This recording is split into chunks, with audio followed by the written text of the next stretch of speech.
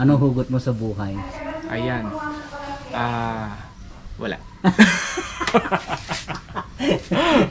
Parang pag-ibig yan.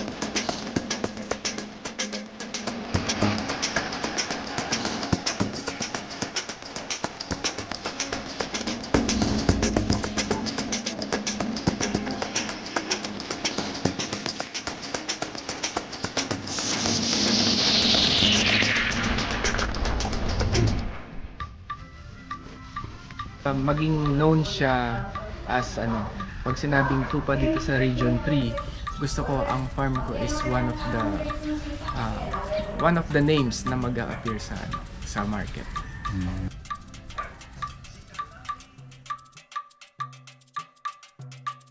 Anong nag-udyok sa'yo para yun yung tatanim mo? Kasi noon yung mga kambing ko dito, kinakain lahat ng mga pananim. Nagtanim ako mangga, kinain.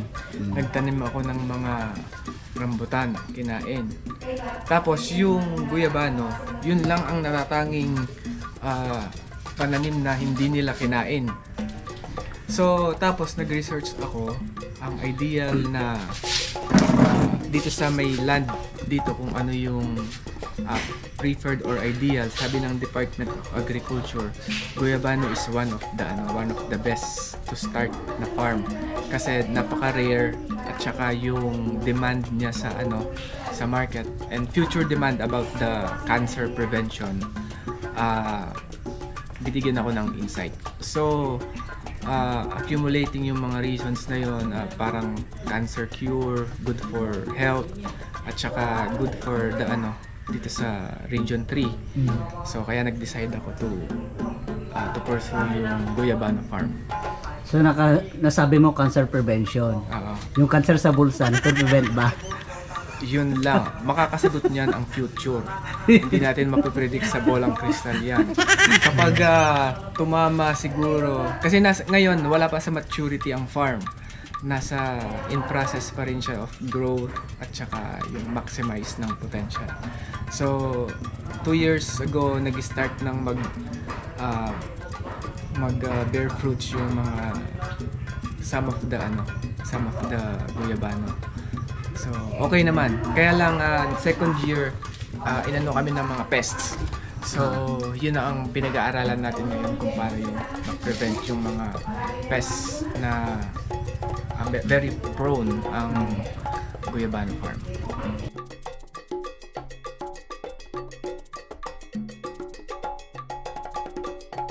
Ano pa yung mga plans mo para dito sa farm? Kasi parang nakikita ko sa paglilibot ko parang marami pang kulang. Okay. Parang pag-ibig yan. Kulang sa pag-ibig. Oo, parang pag-ibig. Bibigyan mo ng mga parang palagay mo okay na, pero sa kanya hindi pa pala. So, Binigay mo na lahat-lahat pero kulang pa pala. Oo. So, akala ko binigay ko ng 100%, pero meron pa pala. So, ayan, lesson learned din. Every time na nandito ka, you find something new, you found some challenges.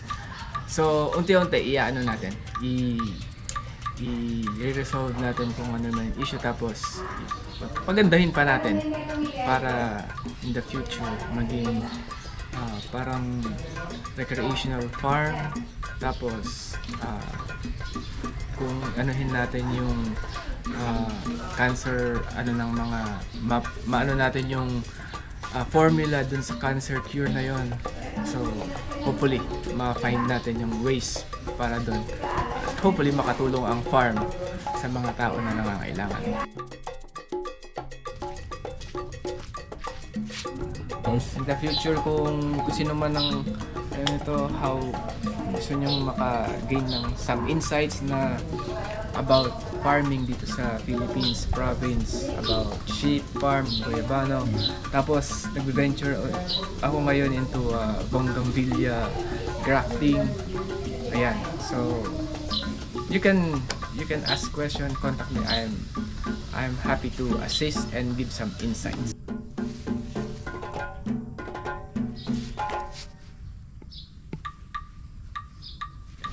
Bago tayo magtapos, anong hugot mo sa buhay? Ayan. Wala. Mag-isip ka naman, may isip ka ba? Wala eh. Yun nga lang ang natin. So, ang hugot ko sa buhay, be happy and stay healthy. Ayan. Ako naman, may hugot ako hugot ako para sa'yo. Sige. Oh. Aanhin mo ang kayamanan. Oh. Kung wala ka namang paglalaanan. Ang yan? Kanya-kanyang sabi nga is you are the author of your life. So it's up to you right now how you spend your properties, your money, your investments. Huwag kang magpa-pressure sa mga sinasabi ng iba. If you feel like you will have it by yourself, and be it. Darating at darating.